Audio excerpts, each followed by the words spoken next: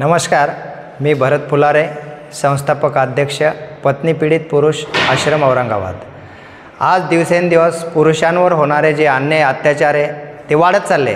त्याचं कारण असं आहे की सरकारने जे कायदे बनवलेले ते केवळ महिलांच्या बाजूने बनवले आणि पुरुषांना त्या कायदे बनवताना कुठंतरी डावलल्या गेलेलं आहे। त्याचा परिणाम असा होतो आहे की पुरुषांवर जर अन्याय झाला तर त्याचं कोणी ऐकून घेत नाही, परंतु महिलांवर जर अन्याय अत्याचार झाला तर त्याचा सर्व बाजूने उदो होतो। म्हणून महिलांवर झालेले अन्याय अत्याचार हे दिसून येतात व पुरुषांवर अन्याय अत्याचार होतं त्याच्यावर कोणी त्याच्यावर लक्ष देत नाही, विचार करत नाही, त्याचा दखल देखील घेत नाही।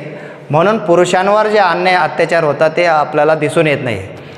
तर पुरुषांवर जर अन्याय झाला तर समाज मान्य करत नाही, पोलीस यंत्रणेकडे गेले पोलीस ऐकत नाही, न्यायव्यवस्थेकडे गेलं तर न्यायव्यवस्था ऐकत नाही।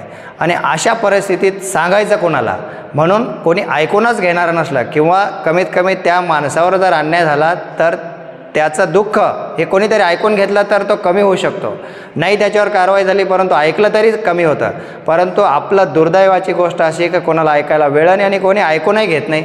म्हणून पुरुष हा खचून जातो आणि पुरुष खचून गेल्यानंतर ते पुरुष अगदी हतबल होतो आणि आत्महत्याकडे वळताना दिसतो। तर आपण जर नॅशनल क्राईम रेकॉर्ड ब्युरोचं रेकॉर्ड जरी बघितलं तर 78% मॅरिड मेल जे आहे हे सुसाईड करताना आपल्याला दिसत आहे।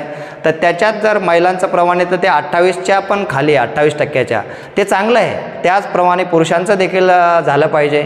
आर्टिकल 14, आर्टिकल 21, 19 जसं संविधानिक जे अधिकार जे दिले आहे का, आर्टिकल 14 सांगतं का इक्वॅलिटी बिफोर लॉ आणि equal protection of the law.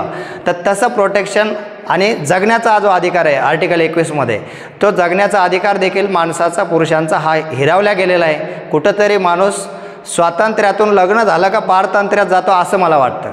म्हणून ते आणि ते पारतंत्र्यात जायचं कारण केवळ महिला नाही आहे, ते महिलांसाठी जे कायदे बनवले ते कायद्याचा जे गैरवापर होतो आहे ते त्याचं मूळ कारण आहे। आणि हे जर आपल्याला थांबवायचं असेल कुठंतरी आणि पुरुष वाजवायचं असेल, नक्कीच थोड्या दिवसामध्ये आपण आज जे बघतो आहे का बेटी बचाओ बेटी बचाओ बेटी बचाओ, थोडेच दिवस आणखी लांब नाही आहे की जे आपल्याला बेटा बचाओ अभियान राबवण्याची वेळ येणार आहे आणि ती मोठी वेळ आपल्यावर राहणार आहे। ती वेळ येऊ नये म्हणून आपण सजग होण्याची गरज आहे। आज या परिस्थितीमुळे पुरुष हतबल झाला, विवाह संस्था धोक्यात आली आणि न्यायव्यवस्थेवर ताण पडला आहे। आज 70% जर आपण बघितलं आहे तर जास्तीत जास्त 70% मी म्हणाल तर तेवढा न्यायव्यवस्थेला कौटुंबिक वादाचे प्रकार हे समोर येत आहे। आणि कौटुंबिक वादात आपले देशातील लोक गुरफटल्याने आपल्या देशाचं दरडोई उत्पन्न पण धोक्यात आलेलं आहे। आणि या सगळ्या गोष्टी जर कमी करायच्या असेल किंवा कमी आपल्याला कंट्रोल ठेवायचं असेल तर नक्कीच पुरुषांच्या बाजूने देखील कायदे बनवले पाहिजे किंवा जेंडर न्यूट्रल जे काही कायदे ते जेंडर न्यूट्रल झाले पाहिजे। खऱ्या अर्थाने त्यावेळेसच आपला विकास होईल आणि देश प्रगतीपथाकडे जाईल। लग्न झाल्यानंतर आपण विचार करतो तो माणूस 2 हात झाल्यानंतर तो प्रगतीकडे वळतो, परंतु प्रगती तो कुठंतरी विसरून जातो। लग्न झालं का त्याची अशी अधोगती होती का ते ज्याच्यावर समस्या आहे ती त्यालाच ते कळतं। एक हे आहे का पाण्यातला मासा झोप घेतो कसा, जावे त्याच्या वंशा कळे तेव्हा। जो पत्नी पीडित होतो, ज्याच्यावर अन्याय अत्याचार होतो, केवळ पत्नी पीडितच नाही, आज पत्नी पीडितापेक्षा दुसरे महिला पीडित किंवा इतर